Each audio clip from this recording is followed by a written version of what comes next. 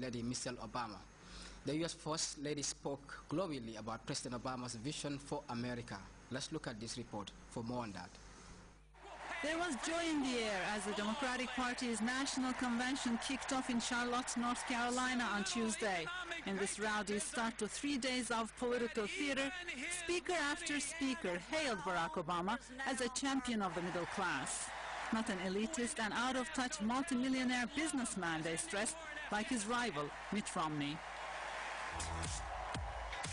Then a dynamic young Texas mayor billed as the Latino Barack Obama in the making came on stage. The Mexican-American sharply described what this election would be all about. It's a choice between a country where the middle class pays more so the millionaires can pay less, or a country where everybody pays their fair share so we can reduce the deficit and create the jobs of the future. The star speaker of the opening night was, of course, Michelle Obama. More popular than her husband, the First Lady tried to rekindle the Obama magic without ever mentioning Romney's name. Barack knows the American dream because he's lived it. And he wants everyone in this country, everyone, to have the same opportunity no matter who we are or where we're from or what we look like or who we love.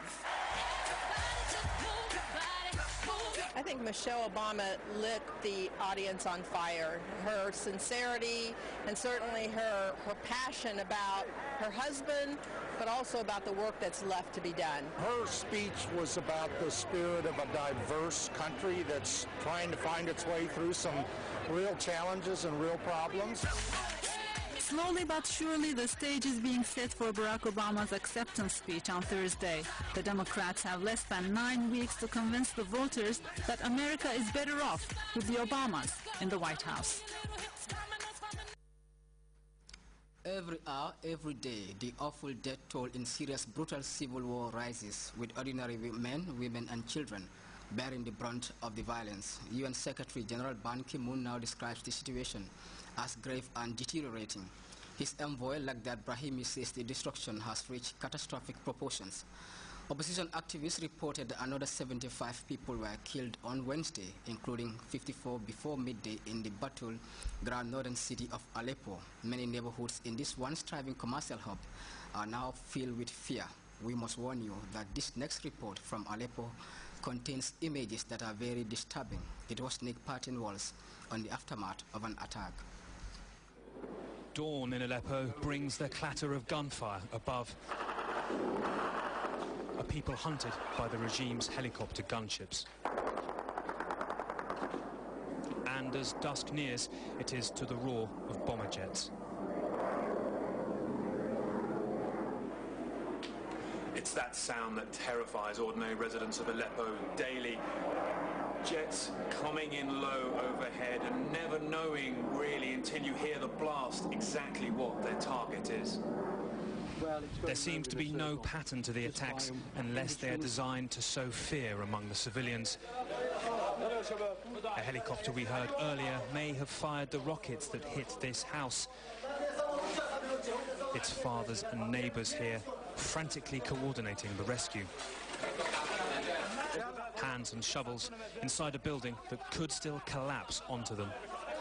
They say the airstrike came in about 4 hours ago, but still they're racing frantically to pull what they say are 9 people still stuck under that rubble, including a father and child. Throughout also, the helicopter could strike again.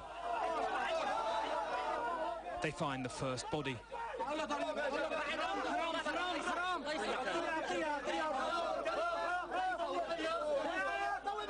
The little girl is lifeless. The blanket providing little dignity.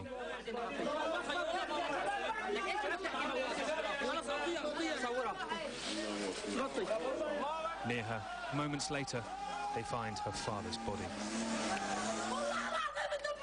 I swear to God we've been destroyed, this woman screams. I swear to God Bashar al-Assad is killing us. Then, at the hospital, where more bodies from the rubble are brought, the toll of the missiles becomes clear. 5, later 9 children, aged from 4 to 11, from the same extended family. In all, 11 people died. Then, a brief respite from the carnage. One lone survivor. God is great, he says. Bashar is a dog. God willing, he'll witness Bashar's death. They say Hussein survived because when the rockets hit, he was feeding from the breast of his mother, Naja. She was crushed under the rubble and killed, but her body protected him.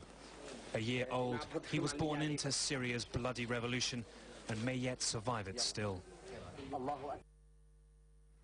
We'll go for another break. We'll be back in a moment.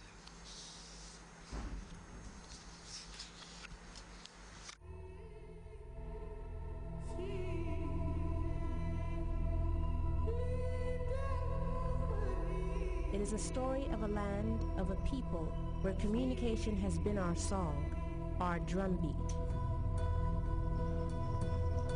We sing with hearts full of joy. We dream of a better future, one that is upon us now. This is who we are. We are close to the heart of the world. We are as old as time. The soul of man began with us.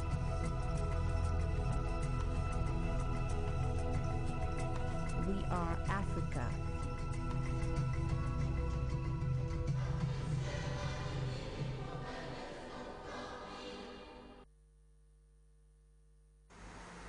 Welcome back. The Minister of Youth and Sports has advised campers at the first summer camp organized by his ministry to continue practicing the good values that were inculcated in them. Aliou K. Jame was speaking at the end of a 10-day summer camp attended by 125 children from all over the country. Maurice Diallo was at the closing ceremony, and he now reports. After 10 days of happily staying together, it was time for these young campers to finally say goodbye to each other. Now is the time for us to say goodbye. We will be leaving far across the way. So we are separating till we meet again. You can remember us. You can remember us. Now is the time for us to say goodbye. We will be leaving far across the way. So we are separating till we meet again. You can remember us. Now is the time for us to say goodbye. You will be leaving far across the way. So we are separating till we meet again. You can remember us.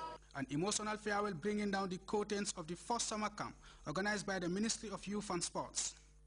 This Youth and Sports Summer Camp, attended by 125 children from all regions of the country, is a giant step taken by the Ministry of Youth and Sports to reach out to the grassroots and nurture raw talents into productive citizens.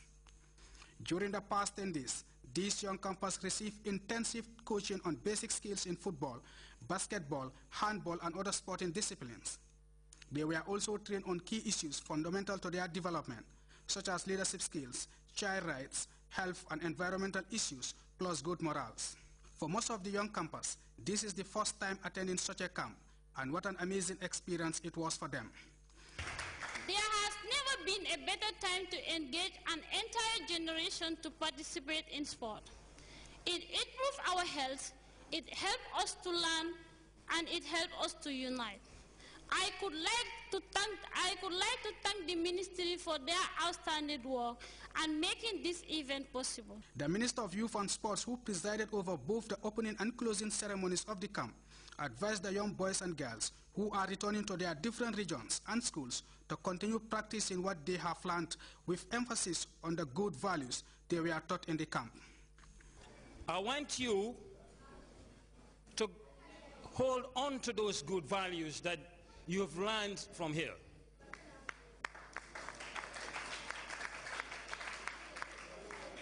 That Gambians, through you, are beginning to transcend that perception. Are we together?